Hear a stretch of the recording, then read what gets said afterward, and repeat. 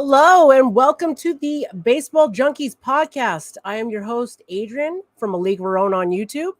And I'm also on YouTube, Mr. Infuego. Thank you guys so much for joining us today. We have got some baseball news and baseball card news for you. Mr. Infuego, I hope you had a great weekend. Thanks for being here again with me as always. Nothing supersedes hanging out with you and everybody else. As you all may have noticed, we are sporting our Armed Forces Day MLB hats. I got my A's on. Mr. Infuego's got his Yanks. It is Armed Forces Day. If you've been watching any baseball since yesterday, I think they're doing it Friday, Saturday, and Sunday, wearing these unis. It is Armed Forces Day in the United States. This is an opportunity for Americans to show their appreciation for all the fighting men and women in this country. Mr. Infuego and myself are both veterans. I just served a short stint. I was in the Army for 3 years as a mechanic on light-wheeled vehicle machines. Mr. Infuego was in a little bit longer. Yeah, I wouldn't say a little bit. Some people would say I enlisted last century, which technically I did. I enlisted into the Marine Corps in 99, did 5 years with them. Thank you, stop loss.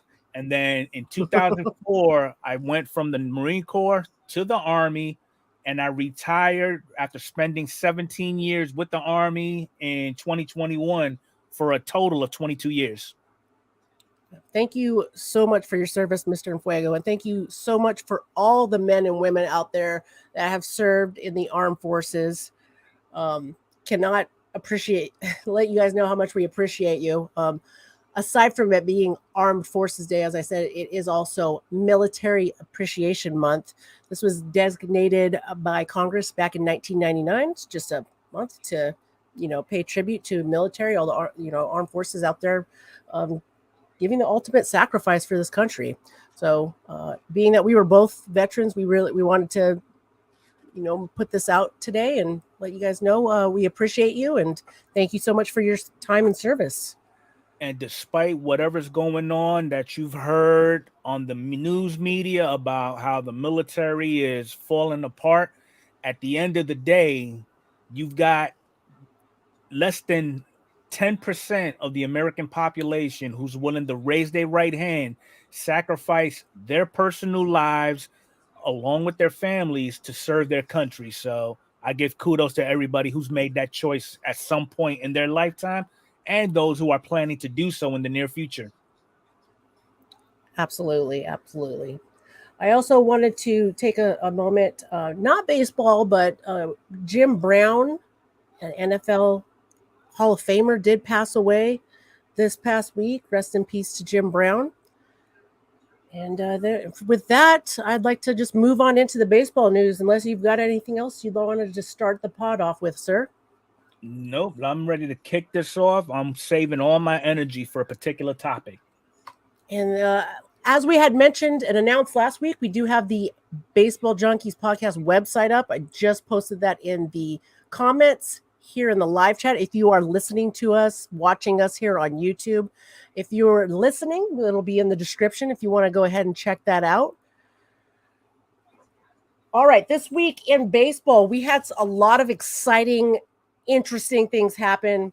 I know I know us guys always tend to, go off a little bit on the Yankees a little bit too much, but gosh, they are just what to me is the most interesting in the news from the get-go at the beginning. Aaron Judge had quite the performance this week, per usual. Sure did.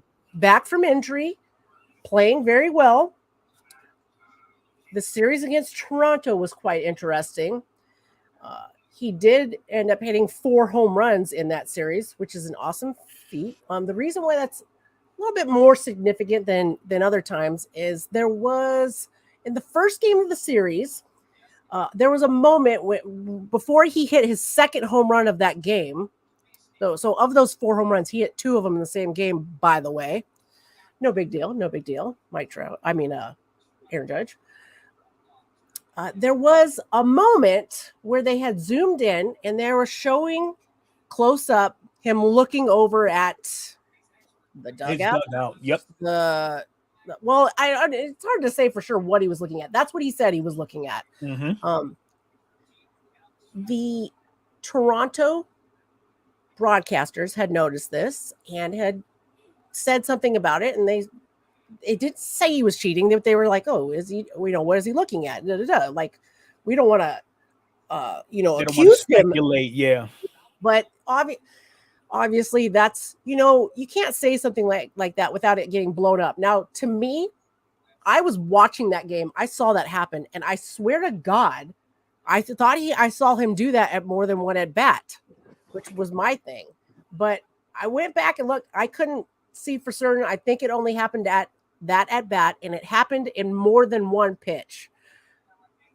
Mr. Infuego and I discussed this in depth this week, and you guys probably saw that all over the news. I know we're probably beating a dead horse, but my thing was he did that at each pitch of that at bat. He's looking over. So in his interview, he said he was looking over because there was a lot of chirping going on in his dugout because of previous calls that the umpire had made, things with the pitcher. And then Aaron Boone got ejected prior to that as well. Copy that. That's absolutely, Aaron Boone did get ejected because he didn't like what the umpire, which was kind of surprising because I thought up to that point in the game, it would have been the Blue Jays that would have been more upset than the Yankees side. But nonetheless, Aaron Boone was upset because the umpire was he was kind of all over the place with his pitches. Didn't make sense, which happens sometimes, So he said he was looking over, but it was at this pretty much the same exact time. If you go back and watch that, same exact time after each pitch. So it doesn't make sense to me, his answer, other than my thoughts are they probably figured something out with this pitcher and they were probably letting him know. And that's not cheating.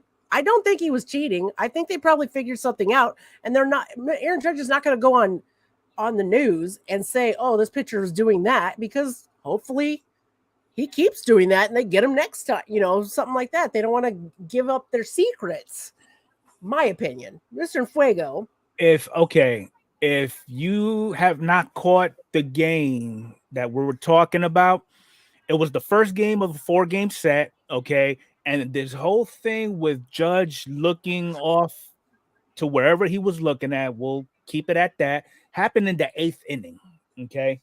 Now reports were showing up after the game.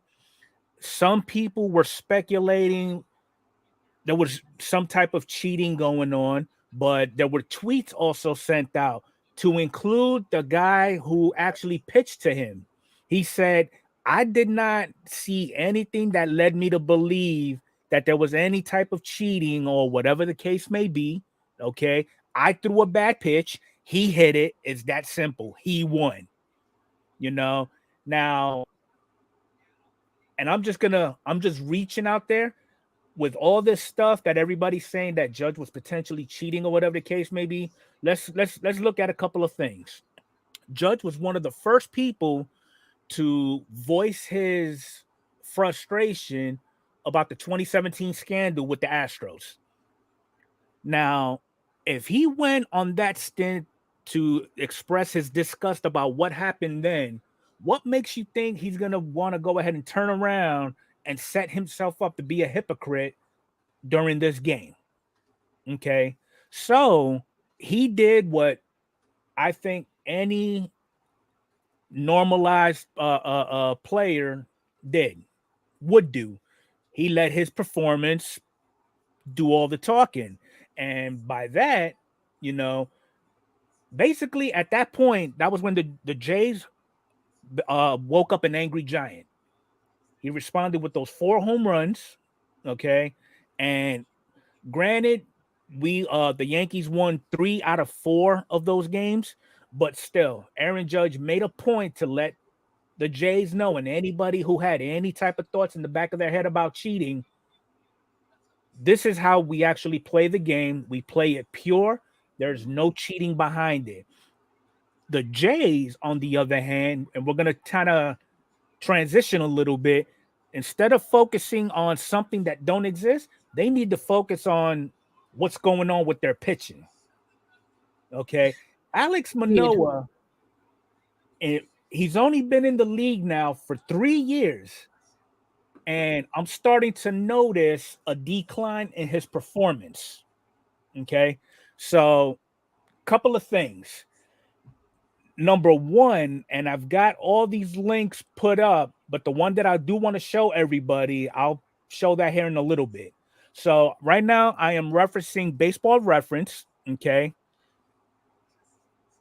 Here's my analysis of what's going on with Alek Manoah. In 2021, he had an outstanding season. Okay. His record was 9-2, had a 3.22 ERA. In 22, he went 16-7 with a 2.24 ERA. As of right now, they haven't counted this current game that he just played in. He is 1-4 with a ERA of 5.40. Now, I'm led to believe with all of that going on, the pitch clock is throwing him off. Okay. And just the fact that he's a big guy. He's 6'6", 285 pounds. So there's nothing slim about Alek Manoah. Repeat that weight again. 285 pounds. Okay. We'll even use the other system. He's 198 centimeters and 129 kilograms. Okay. Time out real quick. As you guys can see, Mr. Foyle, he put together a really good story for the podcast today. He's got a lot of statistics, but when we were discussing this before the podcast, I was like, look, come on. He's a big guy, but come on, his weight, don't be so hard on people with their weight and stuff like that. And then he told me that number. And I'm like, oh, he hides it well. Usually the TV show, like, I know he's a big guy, and I'm not one of those people like being on people for their weight. We're all different shapes and sizes and stuff like that. Circles of shapes. When you're getting to the 300-pound, I guess comparing it with your height and your pitching and stuff like that, I just think I immediately went to, on the Toronto Blue Jays, Vladimir Guerrero Jr. I didn't think Vladdy was that overweight when he started, but then you see that whole summertime, like his whole time off baseball, that whole transition, he put in all the extra effort and work, and look at how it's paying off. So hopefully Alek Manoah takes a page from his teammate. Well, let's compare pitcher to pitcher. Please. Let's take CC Sabathia, for example. CC is 6'7", and he was almost in the same boat as Alek Manoah. He was pushing 300 pounds. He knew it was affecting his performance. It was doing some serious damage to his knees. So during the off seasons, he went to the gym, got himself a Planet Fitness card, started losing all that weight. Okay. Manoah, he needs to do the same. But just to give everybody a perspective of what Alek Manoah was compared to what he is. So he came in 2021. I broke down his records for those 3 years and his ERA. Manoah is known to have 4 pitches, and I'm going to name them in order of percentage per pitch. So he relies on his sinker, his slider, his four-seam fastball, and his changeup. Now, in 21, let's go over his slider, his most dominant pitch. Okay, in 21, the velocity of it was 81.1 miles an hour with a horizontal break of 15.5 inches. In 22, it went up a little bit in velocity. It went to 81.5, but then he lost an inch on that break. In 23, his velocity went down to 80 miles an hour, and his horizontal break went down to 12.8 inches for his break. But during that game, it was recorded that he had an 11-inch break on that slider. So his pitches are falling off. Yeah. Just like his fastball, it started out at 93.7, It is currently at 92.9. Okay, his sinker was the break was 14.1. His sinker's actually getting better. It's at 15.5 now. So that tells me he's on a decline. Now, I don't know how many of you actually go on to the StatCast, okay, but I'm going to bring up something that is probably it gives you a better perspective of what's going on. Mr. Fuego's got an X. Here we go. I'm going to add it to the stream right now. Look at got a little PowerPoint going. Fancy. So this is what I pulled off of StatCast, and it has a little chart here. Blue is bad, red is good. So, and this is broken down in percentiles. So his average exit velocity, it's about average. He's in the 49th percentile. 33%. He's in the 33% of all those pitchers that allows balls to be hit hard. Batting average, he's better than 12% of all the starting pitchers in the league. The K's, horrible. Fastball velocity, 40%. The spin rate, okay, the evolution of the revolution of the pitch, it's up there at 60%. But with all this, okay, ultimately, according to his GM, we may see Mr. Manoah going down to the minors, okay? And on top of that, I honestly think he does need to get a little bit of a reality check if they do send him down to the minors, because one, his ego is actually bigger than his britches. He got thrown out in today's game for mouthing off. And I'm sure this was the straw that broke the horse's back, because this is not the first time. I'm sure he went about either a call or a situation the wrong way. So again, now I just want to point out the beginning of the season 2 of the podcast, we had done a whole prediction for our Cy Youngs and All-Stars and all that stuff. And Alek Manoah was on my list. He is who I picked for the Cy Young Award winner for the AL. And he is ever so disappointed me because he is nothing like he was in 2022. And he keeps running his mouth. Today, I've been talking to other Blue Jays fans, and they were like, just stop running your mouth, just pitch. You need to get back to pitching. And after all these bad games he's had today in the Orioles games, his manager took him out. He didn't get thrown out. His manager took him out for mouthing off at it was to Mountcastle, I believe. We had pulled. Mm-hmm.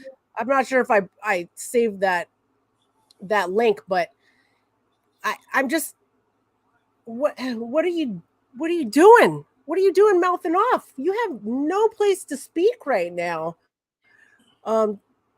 With playing baseball like this. So super disappointed in Alek Manoah.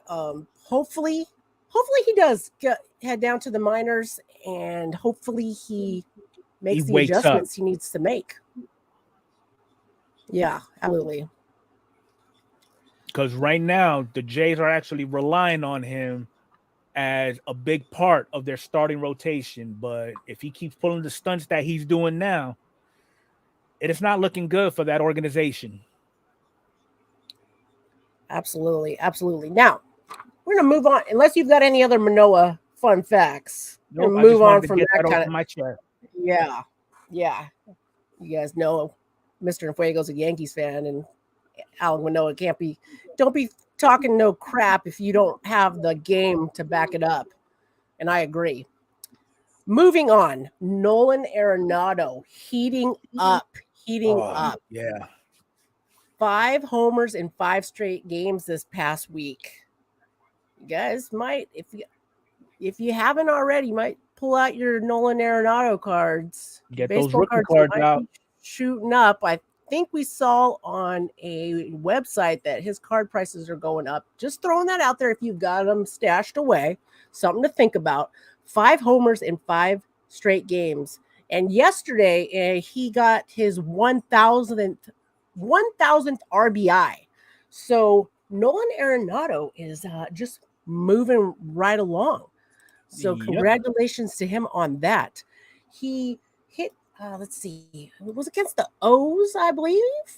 Let me pull up what I've got here. Yeah, smashes 5th consecutive game. Can't stop hitting home runs. In Tuesday's night game against the Brewers is when he hit his 5th consecutive home run. And yes, let's see. That home run was 394 feet, by the way. Not too shabby. Nolan Arenado at 32 years old. He's a little tiny bit older than I thought he was. We were going on through a debate earlier on a website. We found potential Hall of Famers, and Nolan Arenado is someone that we've got on our list as potentials. Yeah. So that was something we were looking at. Nolan Arendo hasn't been the most powerful hitter in this past season, past previous seasons, but he did enter that past Tuesday's game in the 32nd percentile with an average exit velocity, and the 30th in hard hit percentage. But he is definitely lighting up the MLB right now, making those Cardinals look good. Yes, he is. He's currently batting. Oh, sorry. I was going to go ahead. You were probably going to say the same thing. He's currently batting 267, and he's got 8 home runs on the season and 31 RBIs so far. But just to take all his accolades up to this point and translate it to cardboard, okay? I'm referencing Market Movers. What I've got up right now is his 2013 Topps Chrome PSA 10, his Topps Chrome Update PSA 10, his Topps Base Update PSA 10, and his Topps Heritage PSA 10. So for his Topps Chrome, the last sale was on the 16th of May, and it sold for $150. Prior to that, it sold for just under $70. Okay. Not too shabby. Chrome Update last sale was about $165. Okay, took a little bit of a dip, just under 27%. The last one was sold on the 10th, but we're starting to see a lot of sales on his Topps Update. The last one sold on the 17th for $73. Small dip, took a 10% dip. And then his Topps Heritage, most recent sale was the 16th, and it sold at $135, a small increase of 3.8%. I mean, not too shabby. Not too shabby at all. Like we always say, we're not like sport card investors at all on this channel. We are collectors, but when you open product, you always end up with stuff that you don't necessarily want. So you got for trading stuff. This is just a time that if you got stuff, stored up in your collection, good time to, check out those years, see if you've got any of those Nolan Arenados. And if you're looking to make some money on those, go for it. I know for a fact I have no Nolan Arenado cards. I've never been big on in my stash. When Matt Chapman, another amazing third baseman, now on the Toronto Blue Jays, but was on my Oakland A's, there was a period of time where people were comparing Nolan Arenado and Matt Chapman, and I was all for Matt Chapman, so I have tons of Matt Chapman cards, no Nolan Arenado cards that I can think of. So just throwing that out there. All right, some other fun things coming on this week. I don't know if you guys also saw in that same Toronto series, Yankees Toronto series, Domingo German got substance check. This is the second time this happened to him, but this time they got him and he got ejected. So he was ejected. He's got the standard suspension, so he's going to miss 2 starts, 10 games. Dodo. What a dodo, in my opinion. Give him time to contemplate life. Yeah, he needs a moment. So that's happening with him. Luis Severino pitching tomorrow. He'll be back. I'm excited for that one. Hopefully he comes back to the old Sevy that we know. I'm excited to see him pitch. I will say that. Some other things going on this week. Oh, well, what would a podcast be if we didn't talk about Shohei Ohtani again? Shohei Ohtani, he did almost pitch for the cycle again. It happened to be while he was pitching. So, of course, he breaks more records. He matched 1964 and almost sets a new one. He was pitching. He didn't have the best pitching performance in that game, but he almost hit for the cycle. He was just short. Oh, shoot. I know. At the end of the day, you got double Ohtani short doing of a day. Yeah, pretty much. And I'm pretty sure he hit the home run to walk off that game. So, congratulations, Shohei Ohtani. If you guys have Shohei Ohtani cards, you're sitting on gold mine. I can't even. I've got some Shohei Ohtani cards. I'm not doing anything with them. They're going to stay there. I should probably try to sell some. They're probably going to be worth more than they should be worth right now. Yeah. And I've got so many things to talk about later about how much cards are worth versus what they were a couple years later on in the segment. Hold tight on that. At any rate, Shohei Ohtani cards. Good Lord. Good Lord. Some more fun statistics this week. Cal Raleigh, catcher of the Seattle Mariners. We're going to talk about the Seattle Mariners today. They're not doing their statistics, their standings aren't so great right now, but they're doing little bits here and there. Cal Raleigh is the first catcher to hit a homer from both sides of the plate. So Cal Raleigh is a switch hitter, catcher. Got a home run in a game against Boston. He did it in Fenway, as a matter of fact. That's crazy. What a fun place to do that at. And the funny thing is, his mentor, his protege, or should I say, the guy he looks up to was Jason Varitek, who was a part of that Red Sox. That's pretty cool. Cal Raleigh gets overlooked on that Mariner team with Julio Rodriguez and things of that nature, but same rookie year, 2022, as Julio. People, when they're going through opening cards, they see it's a Seattle Mariner and they get all pumped. And then it's Cal Raleigh and not Julio. They're like, dang, but he's good. He's good. Keep an eye on him. So definitely. But in case you're wondering who was the first person to, was it? No, I'm thinking of something else. That was another. Yeah, coming up. He's the first catcher to hit a homer from both sides of the plate. Okay. We've got Jose Altuve reactivated yesterday. It was his first day back playing with the Houston Astros against the Oakland A's. Nothing exciting. He went 0 for 4. He's just getting back. Welcome back, Altuve. Okay. First game moving on. Freddie Freeman. Congratulations to Freddie Freeman for joining. I didn't know this was a club, but this sounds fun. 300 home runs, 1,000 RBIs. He's the second player. This is the one you're going to need your information for, Mr. Fuego. He's the second player to hit a grand slam for his 300th hit. The first person to do that in 2004 was Ruben Sierra. Don't worry, guys. That's not our trivia question for the day. That's coming up. Oh, my gosh. We forgot to talk about our trivia winner from last week. We did put him up on the website. 2011 Cards fan, a.k.a. Jeremy. Go check out his YouTube channel. I'll have it linked in the description, and it's all over the front page of our website. He won the trivia segment last week. Wanted to give him a huge shout out. Hopefully you guys can go check him out. Give him a like. Give him a follow. He's a super awesome guy in the community. And later definitely. And that's the approach that we're going to be doing going forward. For those future trivia winners, your channel will be linked on the website all week. So that would be another avenue that people can go to check out who this trivia winner is and get your name out there. Absolutely. Absolutely.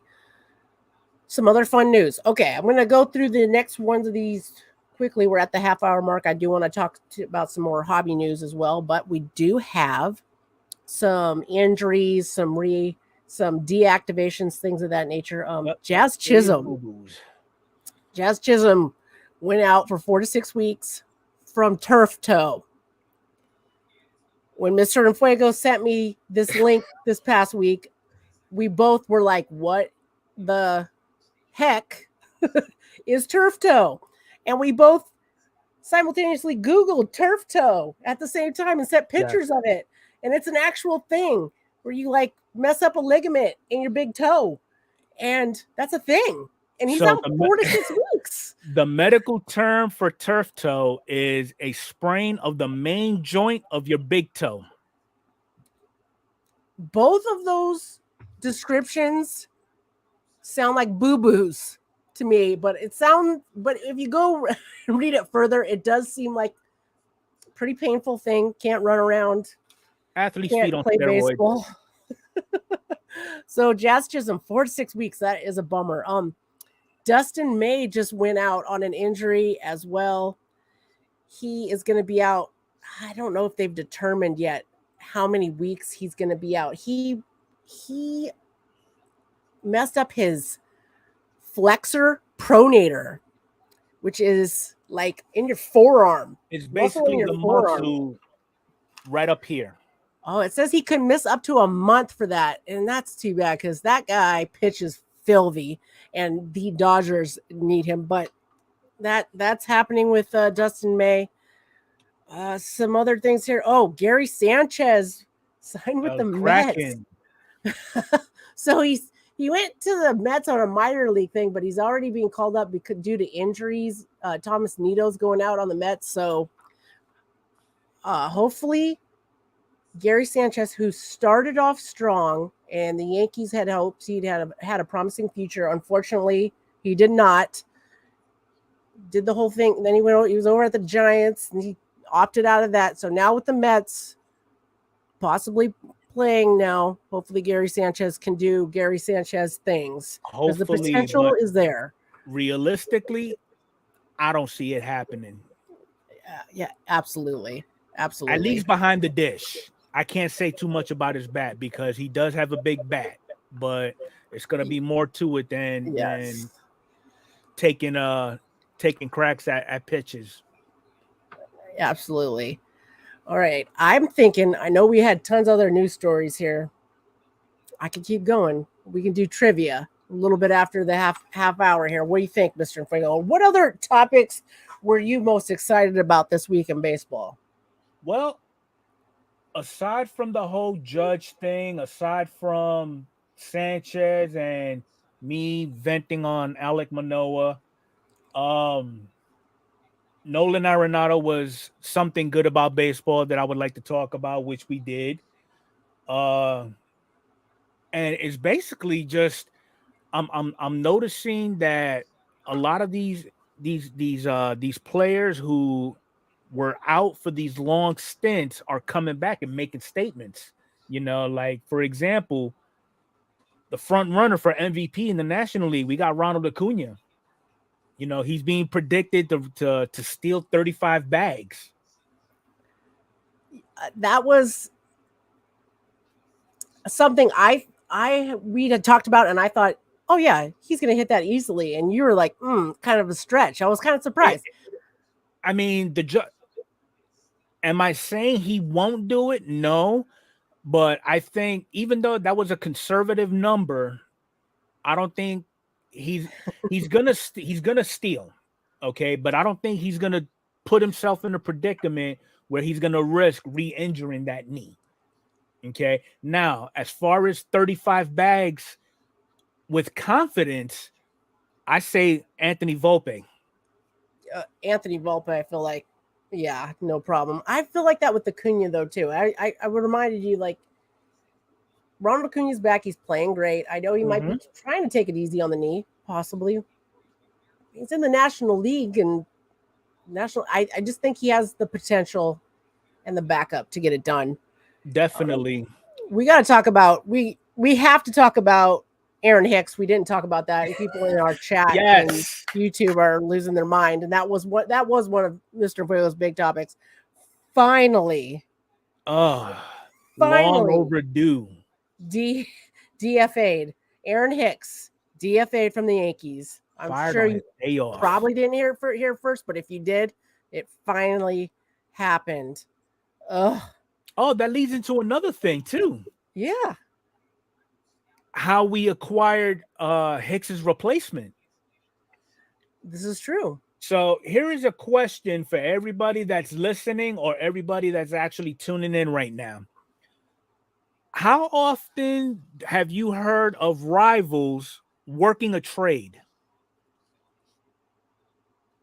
I'll give you an example. The New York Yankees and the Boston Red Sox actually worked out a trade to where we gave them a right-handed pitcher. I don't remember the name. I know his last name is Hernandez. Definitely a prospect. And some cash for one of their prospects who ended up taking over Hicks' job. Okay. Now, prior to the podcast, both Adrian and I, we was going through some history, and we counted a total of 12 trades from dating back to 1901 or 1903, one of those two. And the only notable trade that the Yankees and the Red Sox had in those 12 trades throughout this whole span was when the Red Sox traded Babe Ruth for $125,000, which at the time was a higher salary than the President of the United States. It's insane. That's insane. That makes me think of the movie Babe Ruth with John Goodman. Yes. I love that movie, and I remember that was a huge moment. It really was. That segment actually came up, and Babe Ruth's comment was, "Well, I had a better year than he did." Yes, absolutely, absolutely. So that was another big thing that happened this week. I'm going to talk about the guy I never want to talk about real fast, Trevor Bauer, because I love this news. You guys know he's playing in Japan now. Trevor Bauer was, last on the Dodgers, had all that debacle in Japan. He just got kicked down to the minors in Japan. Yeah. You're trash when you go to a secondary professional league and get set down. I think he's playing with a bunch of high schoolers right now. That's outstanding. That's outstanding. All right, guys. Speaking of outstanding, we've got a super fun trivia question today. You guys ready for this? Yep, because apparently one of your fellow community members thought last week's question was a little too easy, so Adrian decided to dig in her repertoire and pull something out that, hell, I didn't even know existed. You only got like 30 seconds to answer it, guys. You guys are going to love this one. If anybody gets this right, it'll be insane. Insane. All right, here we go. Trivia of the week. Boom.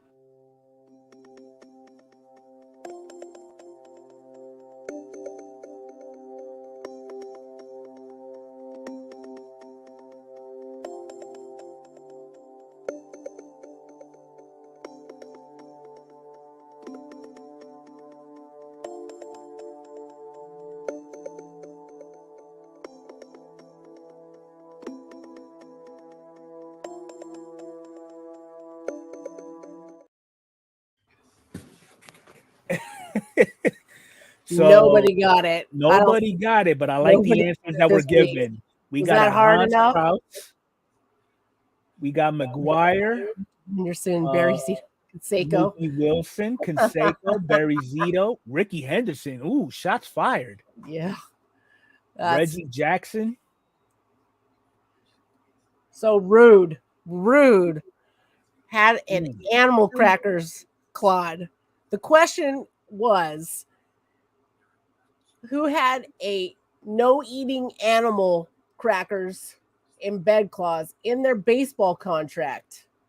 Now, I was looking through my A's trivia the other day, and Mr. Fuego was doing his trivia thing, and then somebody mouthed off, "Oh, it's This stuff's too easy.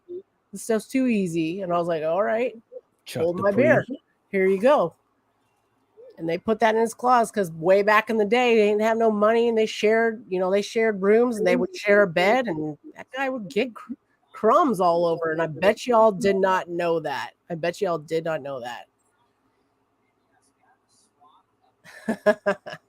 This is awesome. Yes. No winner this week. You guys didn't get it in time. You didn't get it in time, but thank you for playing. We'll comment down. We'll comment. Just let you know, we can take it up a notch to where nobody gets it, but we'll come back down to reality next week. Absolutely. All right, guys.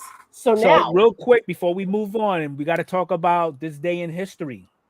Please. So the only things that I have seen this season, and I know there's a certain person that is watching and listening right now, he's not going to like it, but it is what it is. So anyway, but in 1983, in a 5-0 loss to the Padres, Steve Carlton strikes out 4 batters to move past Walter Johnson into second place on baseball's all-time strikeout list. Carlton's 3,511 strikeouts leave him 10 behind Nolan Ryan, who broke Johnson's record early this season. Okay. And then fast forward to a year, Boston's Roger Clemens strikes out 7 batters in 7 innings en route to his first major league victory, which ended in a 5-4 win over the Twins. So that is your baseball in history news right there, guys. We're moving into some hobby news now. Got a lot of good, juicy stories for hobby news. Let's talk about card trimming. In case you guys don't know what card trimming is, it's taking a card that might have some ding corners or some. Anyways, you're trying to trim it, make it look all sharp and pretty again for when you send it in to grading to get a higher grade. Mm-hmm. Now, a lot of grading companies say, and I have gotten cards back by saying they weren't the minimum size requirement. So they are trying to make sure these cards don't get graded, don't get at least a number grading. They can still be authenticated. They won't get like a PSA 8, 9, 10, anything of that nature. Card trimming has been something that's been in the news quite recently due to a gentleman called Evan Mathis, football player, guys might know, put out a YouTube video on how to trim cards. Wait, what?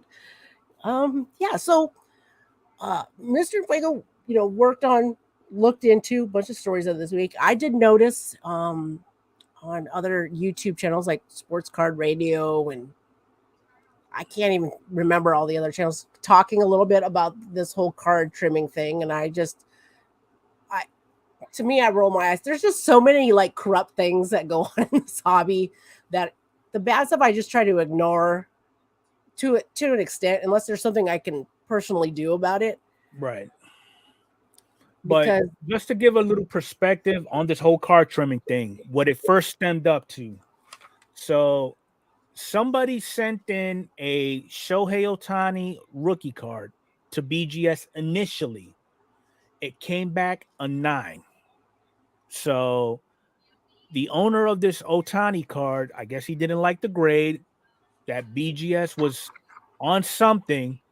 So he said, you know what? I'm going to go ahead and crack this out of this nasty BGS 9 slab. I'm going to go ahead and give it a little haircut, and I'm going to send it to PSA. Now, initially, he bought the card. The card at that time of grading was $2,000. Okay. So after he did the whole doctoring, sent it to PSA, came back a 10. He flipped it for $11,000. But now everybody knows who's actually sent cards in for grading. Once it's officially graded, you could take that serial number off the slab and check the pop report. At one point, the card was actually listed on the population report, but then with all this controversy that went down, PSA actually did the right thing and deactivated that serial number. So you can't even find it on their pop report no more. So it doesn't exist. Uh-huh. Good thing on PSA, but like I was kind of looking at and saying before, like PSA will do the right thing depending upon how it affects the company or depending upon who you are. Yeah.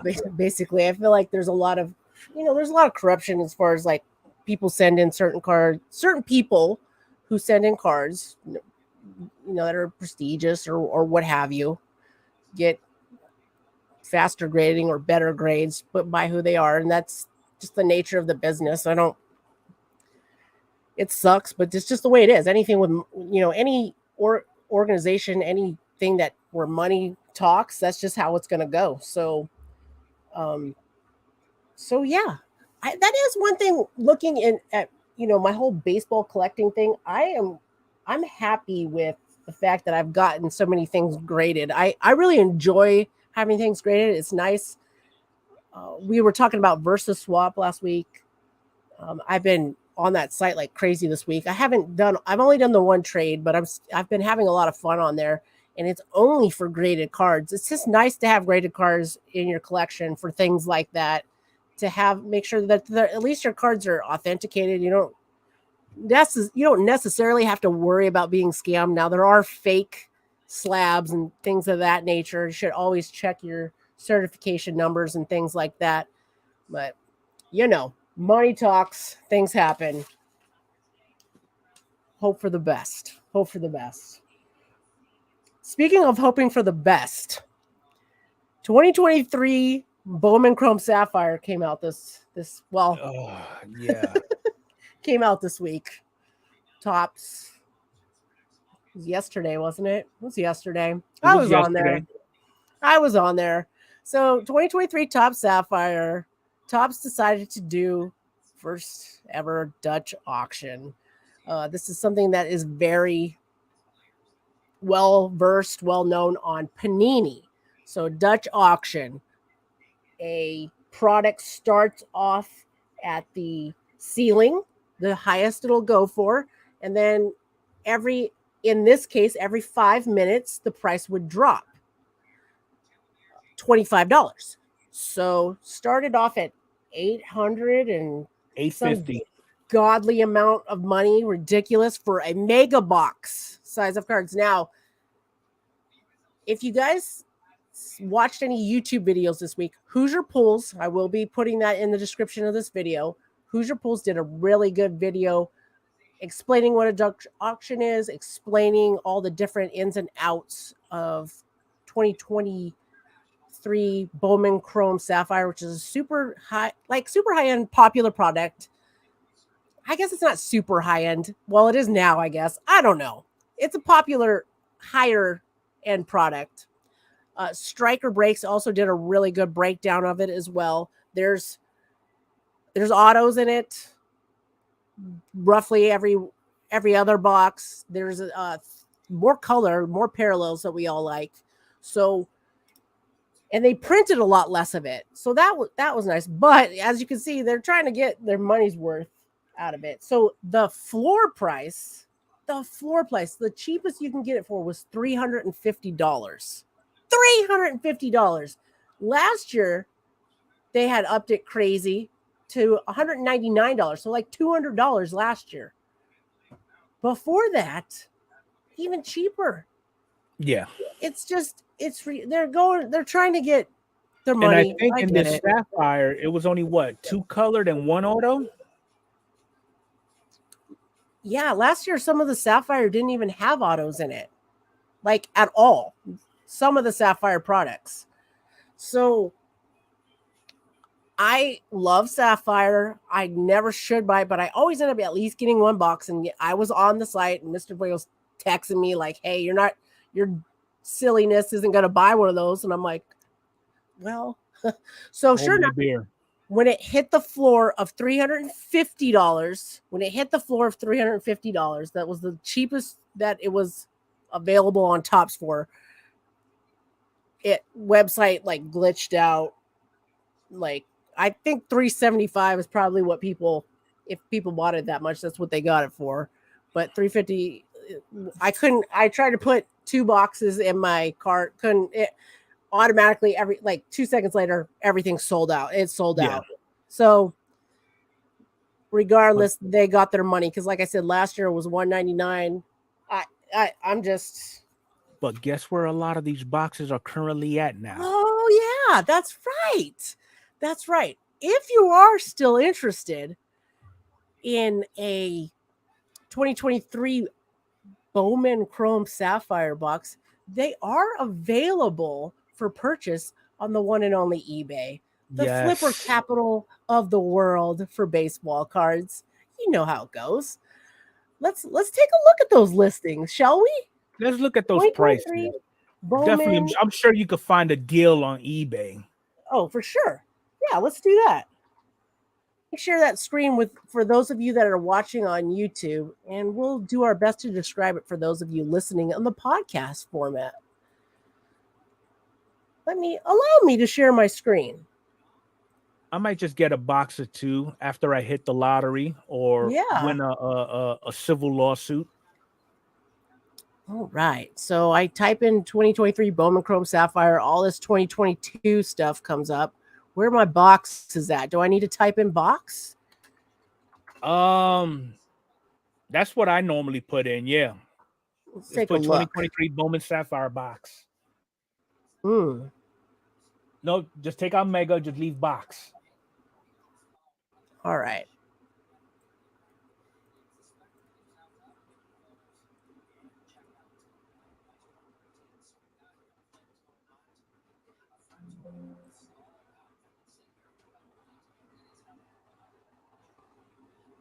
All right, here we go. There we go. That's 2022. What? Oh, when I look up the stuff on my eBay app on my phone, it's so much easier than. Take out Chrome. Yeah. Take out Chrome. Yeah. There we go. Here we go. Ta-da. There it is. All right, $650. Okay, so $650, not bad. $595, that's a steal. $594. Woo! Look at that. $7,350. That's for 10 boxes of it. So just out of curiosity, I love to go over and hit sold items. 2 boxes for $1,000. So $595, $625. So, oh man, people are buying it. I guess the breakers and stuff. They got to have it, right? You gotta definitely. have it. You're bigger than guys. You got to have stuff for your channel. So now the sold comps, I'm not really too big on it because it still falls within that ceiling and the floor. But the asking prices is what gets me. Yeah, true. I'm going to go back. I'm going to take this off of there. Let us all know, comments, what you guys think about this whole Sapphire stuff. Is anybody getting any Sapphire out there? I'm curious to know. Are you going to buy singles? Are you going to buy any of it? I mean, this is just imagine you could pull that 101 Drew Jones Sapphire auto. I'm just thinking of how many or what. I mean, if I wanted to get one baseball card, what kind of a cool card I could get for $650 and potentially, like, if I was doing the whole investor thing, which I don't. I don't know. Can you think of the Julio Rodriguez card you could get for $650? Oh, pretty much all of the ones you have. Much. So that's what's going on for Sapphire. So unfortunately, I won't have any Sapphire to open on my channel as far as 2023 Bowman Sapphire goes. Somebody's searching for that Drew Jones. Since we was on Bowman the topic of Bowman Sapphire and primarily prospects, I went ahead and dropped the link to a website that you will find very useful when you go into your prospecting frenzy. That is a fun website, guys. It does. I mean, it goes back to, I think, 2020 Bowman on all the hot prospects. You can sort your list out by however you deem necessary. Check it out. Yes, guys. So I know I hear on other channels sometimes people like tease and make fun of us like prospecting and spending money on guys that haven't made it. And that does make sense. Like these guys haven't made it, this is all a gamble. So think and buy wisely. But at the same time, I see why it's addicting. It's fun to like It watch is. these players in the minor league and look at their stats and stuff like that and get a card at a good deal. To me, to get it at a good deal, I'm not going and buying graded Drew Jones cards and hoping for the best. That's me. If you're into that, you know what? Everybody needs to mind their own business. You do you. You do you. I'm just saying the prospect thing is fun. That list right there is a fun one to take a look at. Look at your local minor league teams. Maybe there's somebody that plays locally that is the next potential major leaguer. It might be fun to have one of his cards. If you live closer to a minor league team, go to a game and get his autograph and meet him before he gets big. Like that whole thing with baseball is fun to me. So just throwing that out there. If I had to nitpick on it, on the negative side, is looking at those prospect cards, turning it over and seeing their dates of birth. That's the only thing I would have a gripe about. I mean, you see these kids born in 03 and in 04. Yeah. I'm like, oh my God, they're old enough to do this now? Like it's crazy. Yeah. So old. So okay, some more fun stuff with the baseball hobby. Mr. Fuego and I both have been watching. I know we're a little bit late to the game. These have been out for a minute, but in case anybody hasn't watched these yet or checked them out, there is a Netflix series called The King of Collectibles, The Golden Touch, that has this whole thing with Golden and Ken Golden, yep. Things like that. It's a little TV. I think it was like 6 or 7 episodes, something of that nature. And there was also the little movie, I guess, that was originally, I believe, on Amazon. You originally had to pay for this. Now it's free to watch on YouTube. It's called Behind the Card, and it's got Jeff Wilson, Steve Aoki, Vegas Dave, and there's a couple other. Leighton Sports, the owner of that was on there. I'll start with that. I'll start with Behind the Card. You guys check it out. If you guys have been collecting since like 2020, when the whole pandemic thing went on and cards went crazy, I feel like most of us that are listening, most of it like went through that. So both of these shows like are talking about how things were when that was going on. We've all been through it, the whole lines at Target and things of that nature. And it just cracks me up. So Behind the Card, I was surprised that I thought the most sensible person on that documentary was Vegas Dave. Yeah. I mean, I think people automatically just don't want to like Vegas Dave. I guess I feel like a lot of people don't want to like people that have money. I feel like people just hate people that have money, that figured a way out, and we're just jealous, and that's it.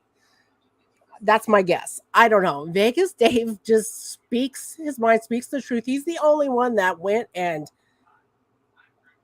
walked the walk and talked the talk kind of thing. Mm-hmm. He did the whole Mike Trout things. He went and bought Mike Trout, the Superfractor, the 5 of 5s, like Bowman Chrome first autographs, bought them.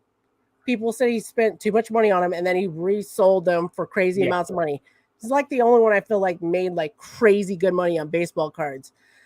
Jeff Wilson was in there. I'm a huge fan of Jeff Wilson. I like his channel because just because his show is called Sports Card Investor doesn't mean follow his advice. I feel like I watched him because he was getting back into it. I feel like he's the same as all of us. He was getting back into it. He was excited about some things, and he just has more money than a lot of us, so he can buy some crazy cool stuff. If you go back and look, I'm sure he's doing all right because he's got other things going on. But he's stuff that he's bought that he's held on to. It's depreciated. That's all there is to it. That's all there is to it. So he talked a little smack on Vegas Dave, and I was just like, if I was Vegas Dave, I wouldn't even acknowledge Exactly. I wouldn't even acknowledge him. Like, whatever, dude, I got money and you have cardboard that you've lost so much money on, because I hate to say it, that's how it goes. I mean, I would agree. Vegas Dave played a big part in how the hobby is being handled and worked today. Yeah, absolutely. So behind the card was pretty cool. It's funny because they're all still talking about how they think cards are going to keep doing this and that. And now that the trading cards have stabilized, it's gone down to pretty much before, maybe even lower than before the pandemic. He talks a little bit. When I say he, I'm talking about Jeff Wilson talking about that company Dibs, and they're talking a little bit about owning portions of cards. You have a card, it's kind of like stock market. You got a card that you could never afford, but you can buy a piece of this card with this company, and it appreciates and depreciates like stocks. Yeah. And he's talking about behind the card in that, which was filmed a while back, released a while back, just recently in Sports Card Investors Show last week. He talks about how he was wrong with Dibs. He was wrong with this whole thing. And the investors have spoken. Owning a piece of a card, it has flopped. A lot of those companies, if not all of them, have gone out of business. I mean, who in their right mind is just going to pay a hefty amount of money just for a piece of a card? People that are into stocks, and get credit, like stock market people do make lots of money if they know what they're doing and smart, but like they try to combine these two things of sports cards and collecting with that. And now that the market has stabilized, it doesn't make any sense. It doesn't make any sense. So I'm gonna go ahead and get my Mano graded. You want to buy a share? Yeah, no. As a collectors like to possess their cards for the most part, or at least say the cards. I know the vaulting thing is a huge thing, and I'm totally cool with that. But at the very least, you can say, "Hey, I'll send that to me now. I want it now," or you can say it's the whole card is yours. Yeah. So, also, okay, so the Golden Touch, the King of Collectibles, the Golden Touch Netflix series with Ken Golden. So, depending upon how you feel about Ken Golden and just other interviews and things I've seen with him, whatever. Ken Golden. This series was fun to watch. It was fun to watch. They made Ken Golden seem like a person, like a normal person. Don't take that the wrong way. If you've watched other interviews and things with Ken Golden, he just seems very awkward to me.